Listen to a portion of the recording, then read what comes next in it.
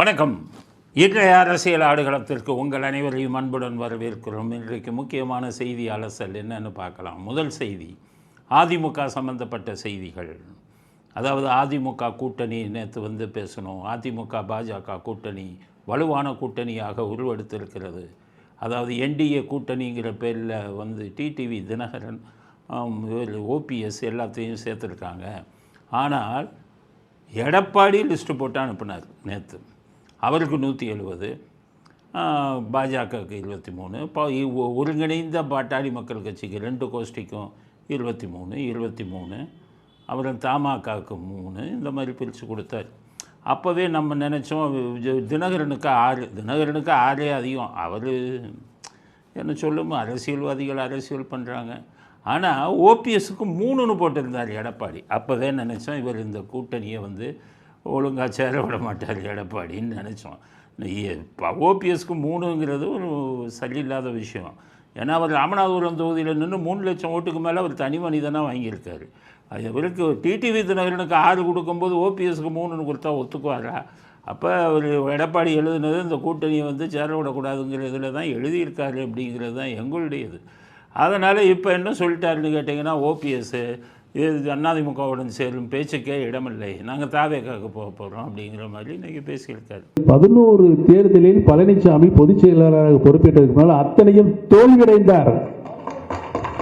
இந்த மாபெரும் இயக்கத்தை படுபாதாளத்தில் இன்னைக்கு தள்ளி வைத்து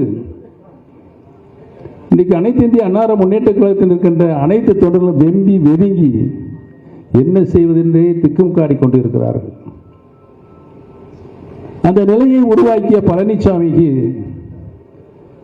வருகின்ற காலங்களில் நாம் சரியான பாடத்தை புகட்ட வேண்டும் என்பதுதான் இன்றைய வரலாறு. அதனால் ஒழுங்காக இருந்த கூட்டணியை உடைச்சி விட்டார் எடப்பாடி. 3 சீட்டுங்கிறது ஏற்றுக்கொள்வாப்பா. ஓபி பேரை விடுங்க, பன்னீர்செல்வத்தை ஒரு நடுநிலை மனிதனாக நம்ம பார்க்கும்போது ஒரு முன்னாள் முதல் மந்திரி ஒரு கொஞ்சம் செல்வாக்கு இருக்குது.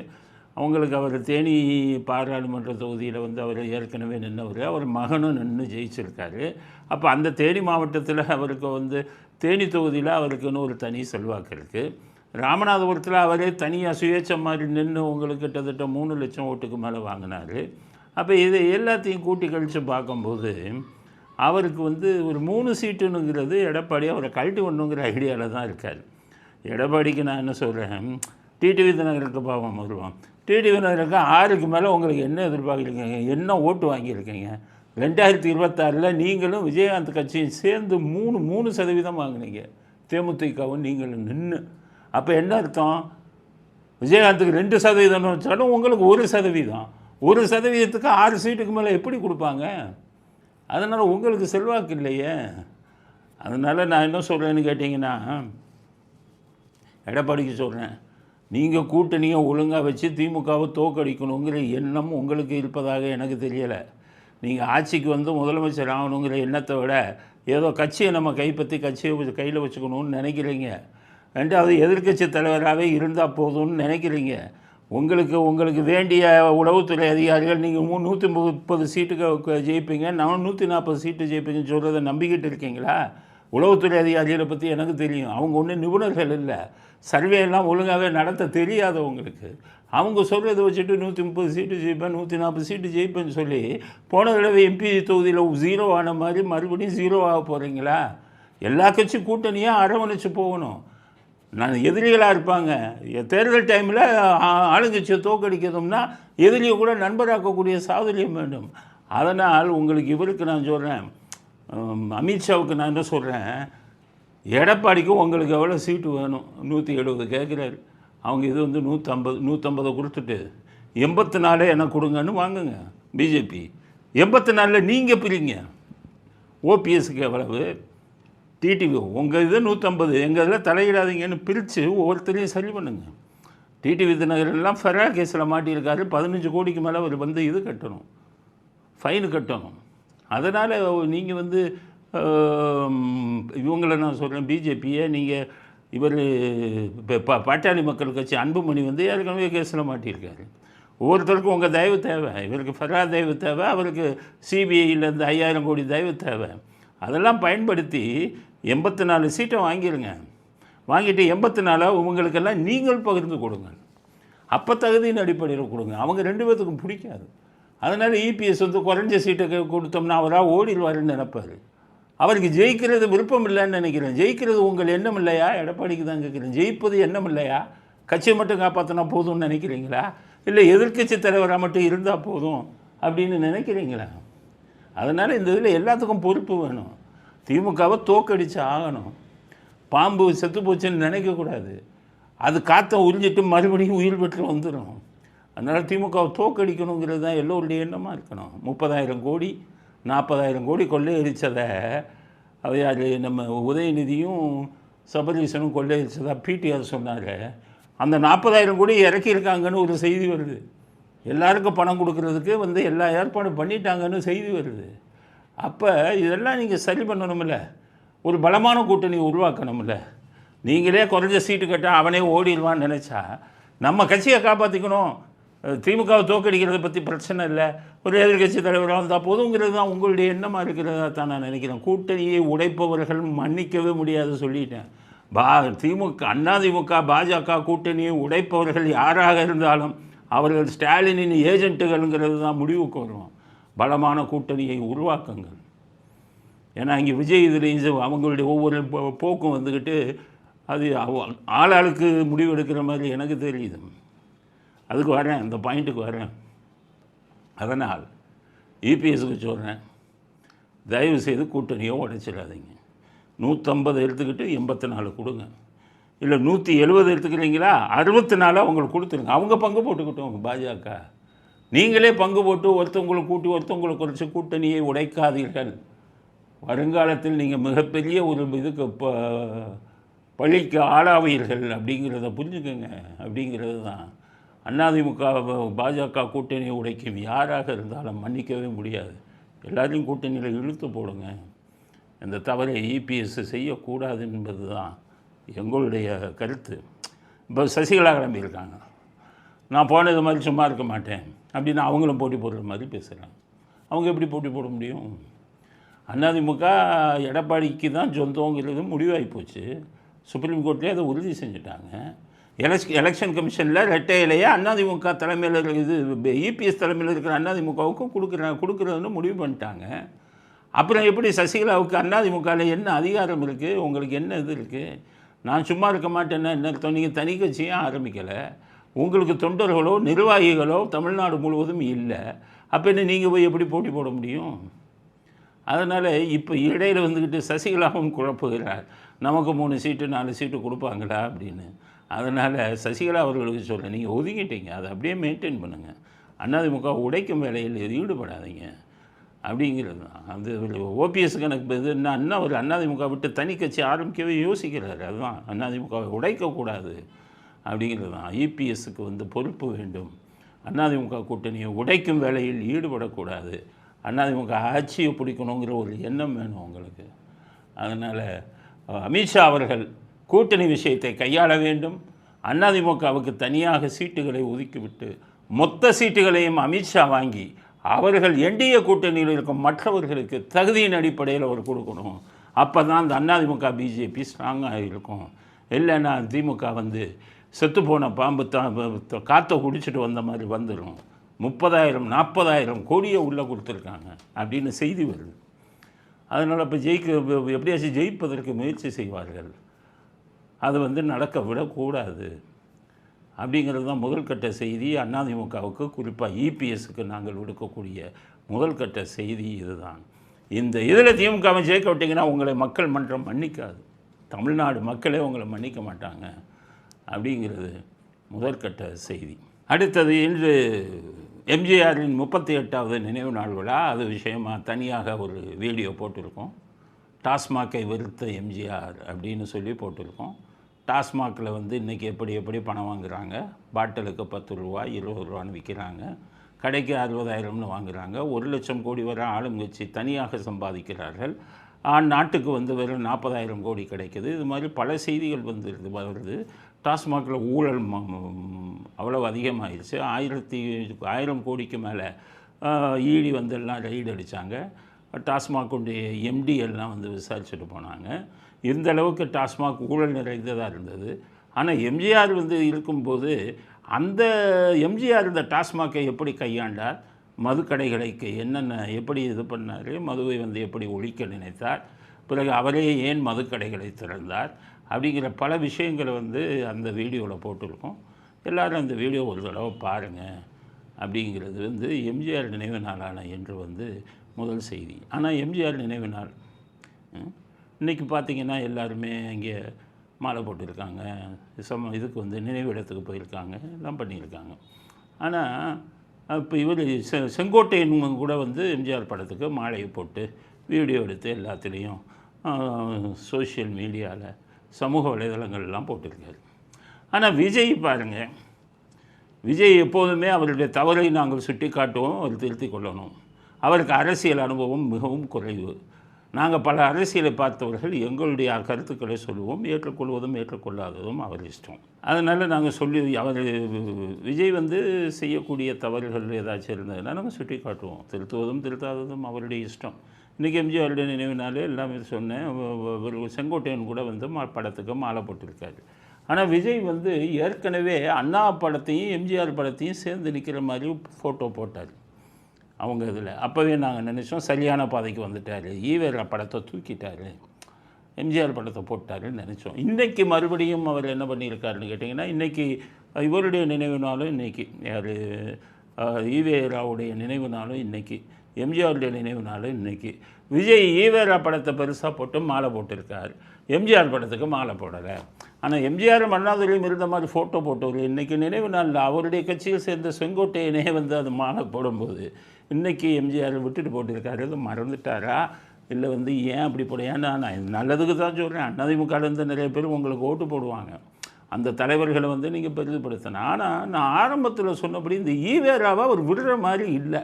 அவர் யாரோ அவர்கிட்ட போய் தப்பாக வந்து சொல்லியிருக்காங்க ஈவேராவை பற்றி. ஈவேரா இந்திரன் சந்திரன்னு. விஜய்க்கும் விஜய் ரசிகர்களுக்கும் சொல்கிறேன், உங்கள் தலைவர் அதை நினைக்கிறாரோ இல்லையே, நீங்கள் புரிஞ்சுக்கங்க, உங்கள் தலைவர் தப்பு பண்ணுறாருன்னு. ஈவேரா சுதந்திரமாகிறதுக்கு முன்னாடி இருந்து வெள்ளைக்காரர்களுக்கு துணையாக இருந்தவர், இந்தியாவுக்கு சுதந்திரம் கிடைக்கக்கூடாது என்று வெள்ளைக்காரர்களிடம் சொன்னவர். ஜஸ்டிஸ் கட்சி அப்படின்னு ஆரம்பித்தது வந்து வெள்ளைக்காரர்களுக்கு கூஜா தூக்குன கட்சி. அந்த கட்சியிலிருந்து வந்தவர். இவரும் வெள்ளைக்காரர்களுக்கு கூஜா தூக்கியவர். இந்தியாவுக்கு சுதந்திரம் கொடுக்காதுன்னு சொன்னது மட்டும் இல்லை, சுதந்திரம் கொடுத்த அன்னைக்கு வீட்டில் கருப்பு கொடி ஏற்றியவர். சுதந்திரம் கொடுத்தது தவறுன்னு சொல்லி ஈவேரா போக்கு சரியில்லைன்னு தான் அண்ணாதுரை இவங்கெல்லாம் சேர்ந்து அந்த அதிமுகவை விட்டே வெளியில் வந்தாங்க. ஈவேராவுக்கு எதிராக. ஈவேரா பெரிய உத்தமர் இல்லை. அவர் சாமிகளை திட்டினது, பக்திக்கு எதிராக பேசினது, சிறுபான்மை மக்களை எவ்வளோ கொச்சைப்படுத்தி பேசியிருக்காருன்னு விடுதலை பத்திரிகையிலேருந்து உங்களுக்கு கட்டிங் காமிக்கிறேன். விஜய்க்கு சிறுபான்மையினர் மக்களை, இந்துக்களையும் முஸ்லீம்களையும் கிறிஸ்டின்களையும் ஒழிக்கணும்னு பேசினவர், பட்டியலினத்து மக்களுக்கு எதிராக பேசியவர், பட்டியலினத்து இனத்தைச் சேர்ந்த பெண்களை வந்து கொச்சப்படுத்தி பேசியவர், திருக்குறளை தங்கத்தட்டில் வைக்கப்பட்ட மலம்னு சொன்னவர்.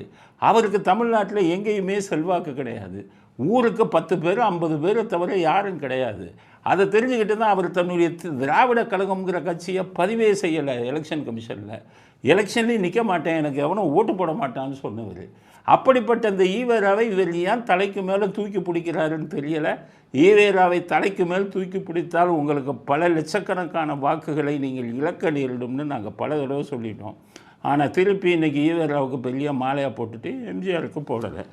அதனால் உங்களுக்கு வந்து எங்களுடைய அறிவுரைகளைத்தான் கூற முடியும்.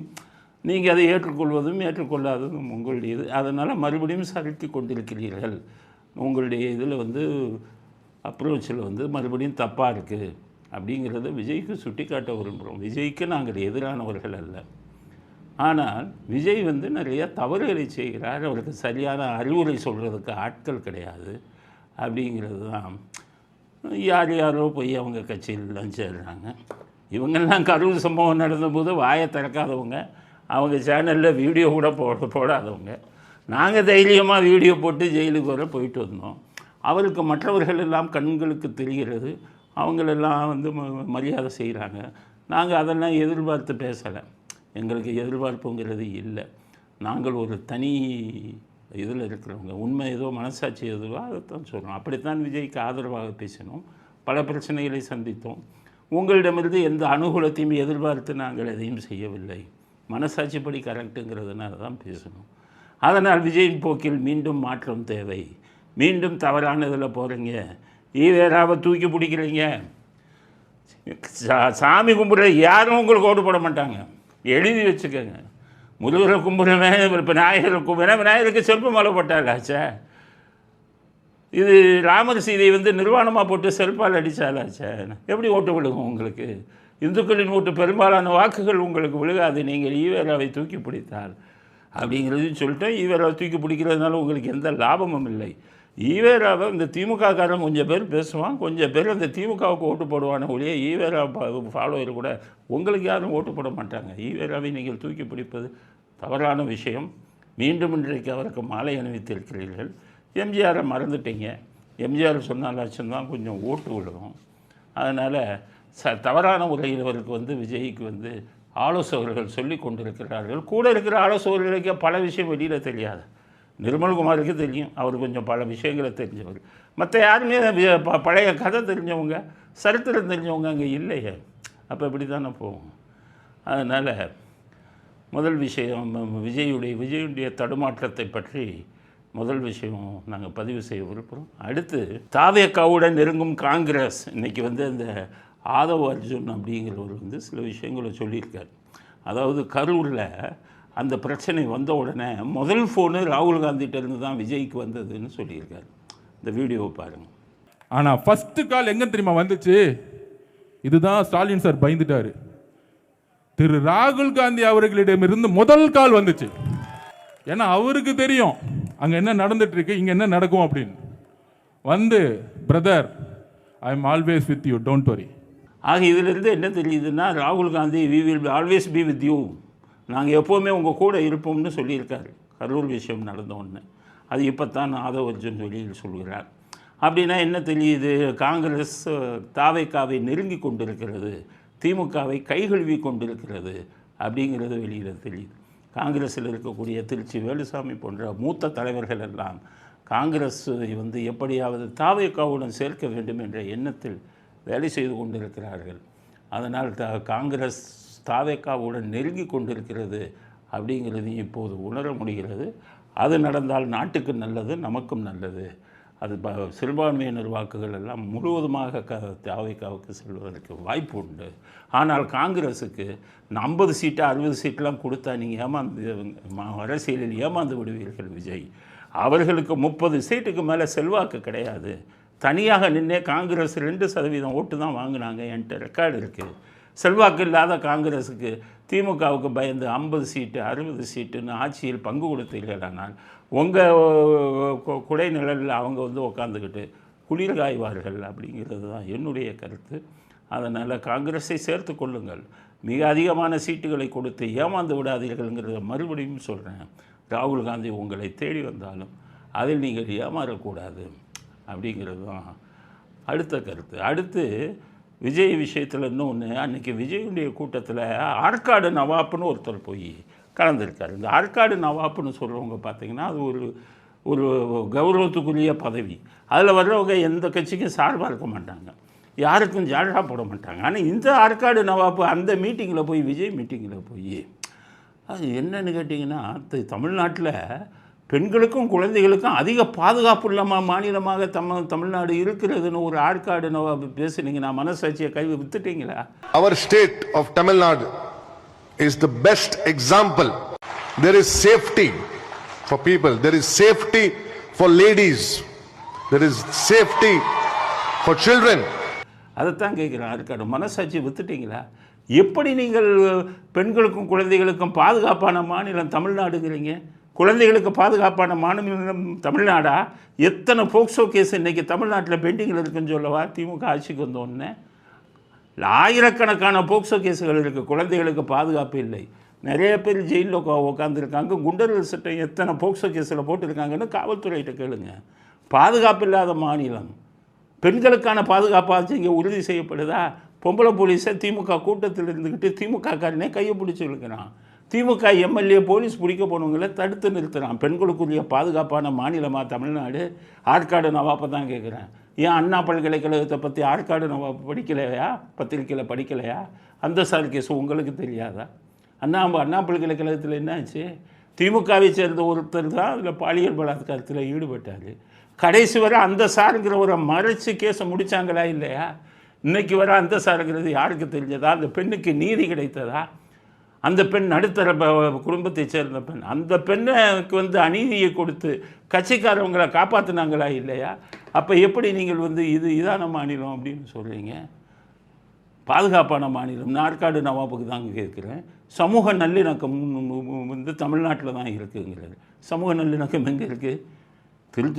திருப்பரங்குன்றத்தில் சமூக நல்லிணக்கத்தை அவங்க ஆட்சி விரும்பியிருந்தால் ஒரு பிரச்சனையும் இல்லாமல் பண்ணியிருக்கலாமா? நீ போய் கும்பிடு, நீ தனியாக கும்பிடுன்னு விட்டுருக்கலாமே.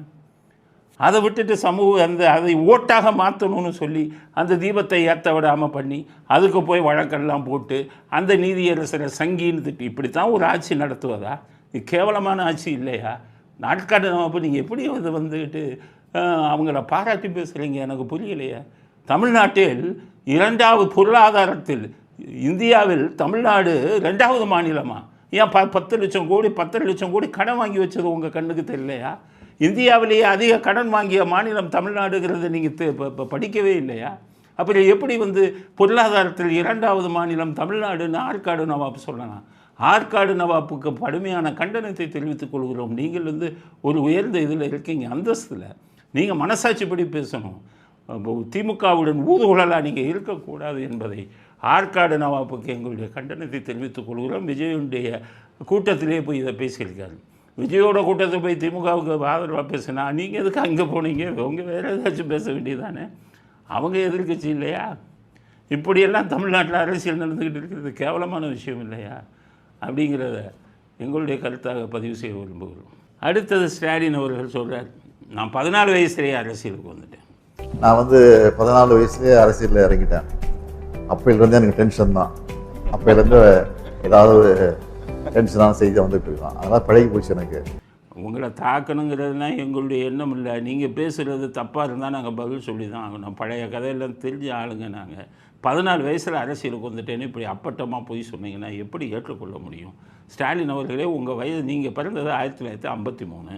14 வயசுனா 1967 நீங்கள் வந்து அரசியலுக்கு வந்துட்டேன்னு சொல்கிறீங்க. 67 எலெக்ஷனை பார்த்த ஆள் நான். உங்களை விட வயதில் சிறியவன்னா இருந்தாலும் 67 எலெக்ஷனை முழுவதுமாக பார்த்தவன் நான். சின்ன வயசில் 6ஆம் கிளாஸ் 5ஆம் கிளாஸ் படிச்சுக்கிட்டு இருக்கும்போது அதை பார்த்தவன் நான். ஒவ்வொரு பேப்பர் கட்டிங்கும் கட் பண்ணி வச்சுருக்கேன். 67 எலெக்ஷனில் உங்கள் பேரே தமிழ்நாட்டில் யாருக்கும் தெரியாத அரசியலுக்கு வந்து விட்டேன்னு சொல்கிறீங்களே. எப்போ வந்தீங்க? 67. 67 எலெக்ஷன் வந்து ஒரு சரித்திர முக்கியத்துவம் வாய்ந்த எலெக்ஷனில். அப்போல்லாம் நீங்கள் இதுக்கே வரலையே அரசியலுக்கு. அப்போ எப்போ வந்தீங்க? உங்கள் அப்பா மறுபடியும் 69 முதலமைச்சர் ஆனதுக்கப்புறமா உங்களை அரசியலில் கொண்டு வரலையே. உங்கள் அப்பா 1971 அடுத்த தடவை முதலமைச்சர் ஆனதுக்கப்புறம் தானே கொஞ்சம் கொஞ்சமாக காஞ்சிபுரத்தில் நடந்த திமுக மாநாடுக்கு தீப்பந்தம் ஏற்றிட்டு உங்களை ஓட சொன்னார்.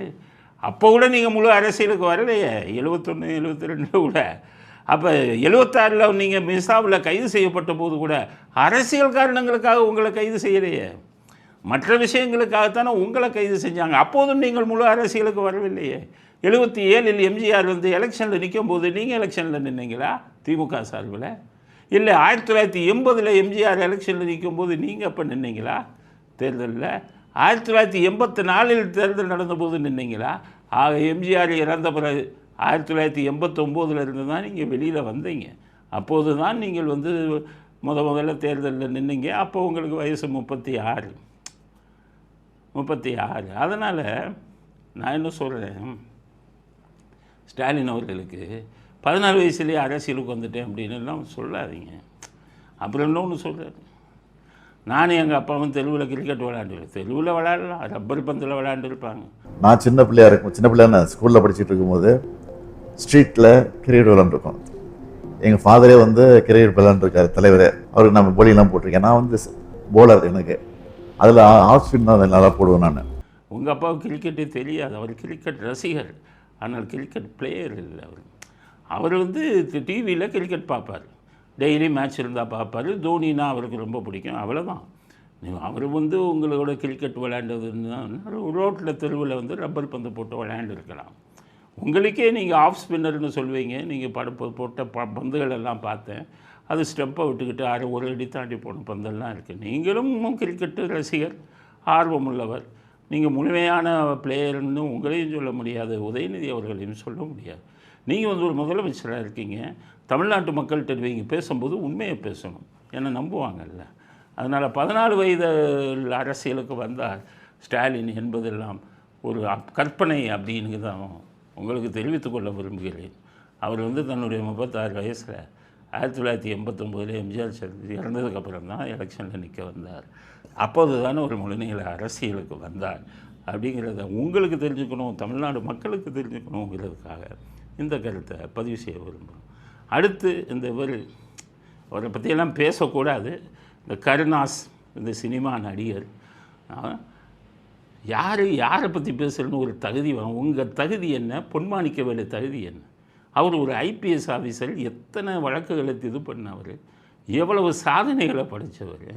கார்த்திகை தீப விஷயமாக அந்த பையன் தற்கொலை பண்ணிட்டான்னு சொல்லி அந்த பையனுக்கு ஆதரவாக போய், முருகப்பெருமானுக்கு ஆதரவாக போய் கார்த்திகை தீபம் இதை பற்றி பேசுனா அதுக்கு கண்டனம் தெரிவிக்கிறதுக்கு ஒரு தகுதி வேணாம்? கருணாஸ், நீங்கள் தான் ஒரு சினிமா நடிகர், நீங்கள் அரசியலில் நீங்கள் என்ன வந்தீங்க?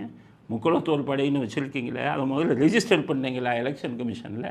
அது ஒரு பதிவு செய்யப்பட்ட கட்சி கூட கிடையாது. ஆனால் அந்த பேரை வச்சுக்கிட்டு என்னென்னமோ பண்ணுவீங்களா? கூவத்தூரில் போய் கூத்தடிச்சிங்க, கூவத்தூரில் ஆளுங்களுக்கெல்லாம் சப்ளை பண்ணுங்கன்னு சொல்லி நீங்களே வந்து சொன்னீங்க. சில பேர் என்கிட்ட சப்ளைக்கு கேட்டாங்கன்னு நீங்களே சொன்னீங்க. அப்போ எந்த தகுதியின் அடிப்படையில் நீங்கள் ஒரு அரசியல்வாதியே கிடையாது. பொன்மாணிக்க வேலை பேசுகிறதுக்கு உங்களுக்கு என்ன தகுதி இருக்குது?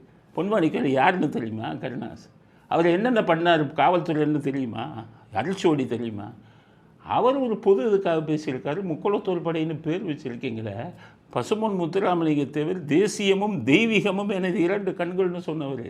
பசும்பொன் முத்துராமலிங்க தேவர் முருக பக்தர், முருகனுக்காக கும்பிட்டவர். அந்த முருகனுக்காக ஆதரவாக பேசுனா இந்த 3ஆம் தர அரசியல்வாதிகளுக்காக நீங்கள் வந்து குரல் கொடுத்து பொன்மாணிக்க வேலை வந்து விமர்சனம் செய்வீங்களா? விமர்சனம் செய்ய தகுதி இருக்கா? என்ன படிச்சிருக்கீங்க நீங்கள்லாம்? உங்களுக்கெல்லாம் என்ன தகுதி இருக்குது? முக்குளத்தூர் மக்களுக்கு சொல்கிறேன், இவரை வந்து புறக்கணியுங்கள். முக்குளத்தூர் பேரை வச்சுக்கிட்டு தப்பான பாதையில் சுயநலமாக இவர் வேண்டிய சில அரசியல்வாதிகளுக்கு ஆதரவாக நடந்து கொண்டு சொந்த ஆதாயத்தை தேடிக்கொண்டிருக்கிறார். அதனால் முருகன் என்பவர் முத்துராமலிங்கத்தேவர் கும்பிட்ட கடவுள். அவருக்கு ஆதரவாக பேசிய பொன்மாணிக்க வேலுவை விமர்சிப்பது மன்னிக்க முடியாதது. முக்குளத்தூர் மக்கள் வந்து அவரை மன்னிக்கக்கூடாது. முக்குளத்தூர் மக்கள் பேரை வச்சுக்கிட்டு அரசியல் ஆதாயம் செய்கிறார். கடுமையான கண்டனத்தை கருணாஸ் அவர்களுக்கு தெரிவித்துக் கொள்கிறோம் அப்படிங்கிறது அடுத்த கட்ட கருத்து. அடுத்தது இந்த கம்யூனிஸ்ட் சண்முகம், அவர் எப்போவுமே பேசுகிறது சர்ச்சைக்குள்ளேயே பேச்சு. சார் இதில் செத்தவன்னு நீக்கிட்டாங்க, அவர் உயிரோடு இருக்கட்டும். ஒருத்தர் 26 லட்சம் பேர் செத்தமேனு நீக்கியிருக்காங்க. 26 லட்சம் பேருமா உயிரோடு இருக்காங்க? அதுவும் உயிரோடு இருந்தால் நீ வந்து இது கொடுன்னு தானே சொல்கிறாங்க. நீ வந்துக்கிட்டு இப்போ உன் பேர் விடுபட்டு போச்சுன்னா கொடுன்னு சொல்கிறாங்க. 98 லட்சம் பேரை எடுத்துட்டாங்க, நீக்கிட்டாங்க. இப்போ 1 லட்சம் பேர் வந்தது தான் இப்போ கொடுத்துருக்காங்க. எங்கள் பேர் இதில் நீக்கிட்டாங்க, ஆதாரத்தை கொடுத்துருக்காங்க. அப்போ மீதி 97 லட்சம் பேர் எங்கே போனால்? எவன் வந்து பெட்டிஷனை கொடுத்தான்? என் பேரை நீக்கியிருக்குன்னு எவன் இதை கொடுத்தான்? செத்து போனவங்க கொடுத்தானே? யாராச்சும் ஒருத்தர் பேர் விடுபட்டு இருக்கும், போய் அப்ளை பண்ணுங்கள். அதுக்காக சார் இதே தப்புன்னு வாதாடுவீங்களா? ஒரு கம்யூனிஸ்ட் கட்சி, ஒரு பெரிய கட்சி, இதில் இருக்கிறவங்கெல்லாம் இவ்வளோ விவரம் தெரியாமல் இருக்கலாமா? நீங்கள்லாம் விவரமாக இருக்க வேணாமா? அவங்கெல்லாம் டெத் சர்டிஃபிகேட் எல்லாம் பேஸ் பண்ணி தான் கம்ப்யூட்டரில் வச்சு எல்லாத்தையும் நீக்கியிருக்காங்க. உங்கள் இதில் யாரும் விடுபட்டு போட்டால் அவங்கள போக சொல்லுங்கள், திருப்பி வந்து பேர் சேர்க்க சொல்லுங்கள். அதை விட்டுட்டு என்னமோ 26 லட்சமும் போலி வாக்காளர்களை வச்சுக்கிட்டு நீக்கினா எதையாச்சும் ஒன்று சொல்லி அவங்க தப்பு பண்ணிட்டாங்க, இவங்க தப்பு பண்ணிட்டாங்கன்னு பொறுப்பு இல்லாமல் பேசலாமா? இந்தியாவில் யாருமே எதிர்க்கவில்லை. சுப்ரீம் கோர்ட்டே ஸ்டே கொடுக்க மாட்டேன்ட்டாங்க. இந்தியா முழுவதும் அருமையாக நடந்திருக்கிறது சார். இங்கே மட்டுமா நீக்கினா? இவங்களை மட்டும் செத்தவனை மட்டும் நீக்கலையே. அந்த பக்கங்கள்லாம் நாட்டிலேருந்து உள்ளே வந்து ஓட்டு போட்டுக்கிட்டு இருந்தவங்களை நீக்கியிருக்காங்களே. அஸ்ஸாமில், மேற்கு வங்காளத்தில் சுத்தப்படுத்திட்டாங்களே. கம்யூனிஸ்ட் ஒரு நல்ல கொள்கையுள்ள கட்சி, அதனுடைய செயலாளராக இருப்பவர்கள் வந்து கரெக்டாக பேசணும். நீங்கள் வந்து தமிழ்நாடு மக்கள் ஒரு மக்கள் மன்றத்தில் பேசிக்கிட்டு இருக்கீங்க. உங்களை யாரும் தவறாக நினைக்கக்கூடாது. ஒருத்தன் செத்துட்டா 26 லட்சமும் போலின்னு அர்த்தமா? நீங்களும் திமுகவோட சேர்ந்துட்டீங்களா? அந்த போலி வாக்காளர் இருந்தால் தானே நீங்கள் இந்த 2 சீட்டு ஜெயிக்க முடியும். ஏன்னா உங்களுக்கு 1 சீட்டு கூட வராத. அதனால் சண்முகம் அவர்களுக்கும் நான் சொல்கிறேன், பார்த்துட்டு பேசுங்க. சாரை குறை சொல்வதற்கு உங்களிடம் வலுவான ஆதாரம் இருக்க வேண்டும். அப்படி இது பண்ணணும்னா என்கிட்ட விவாதத்துக்கு வாங்க சண்முகம் அவர்கள், பேசுவோம். சார் இது வந்து ரைட்டாக தப்பாங்கிறத அப்படிங்கிறத சண்முகம் அவர்களுக்கும் செய்தியாக பதிவு செய்ய விரும்புகிறோம். இத்துடன் இன்றைய அரசியல் ஆடுகளம் நிறைவுறுகிறது. மீண்டும் நாளை கிறிஸ்மஸ் என்பதால் நாளை மறுநாள் நமது அரசியல் ஆடுகளம் வெளியில் வரும் என்ற செய்தியையும் பதிவு செய்ய விரும்புகிறோம். நன்றி, வணக்கம், ஜெயந்த்.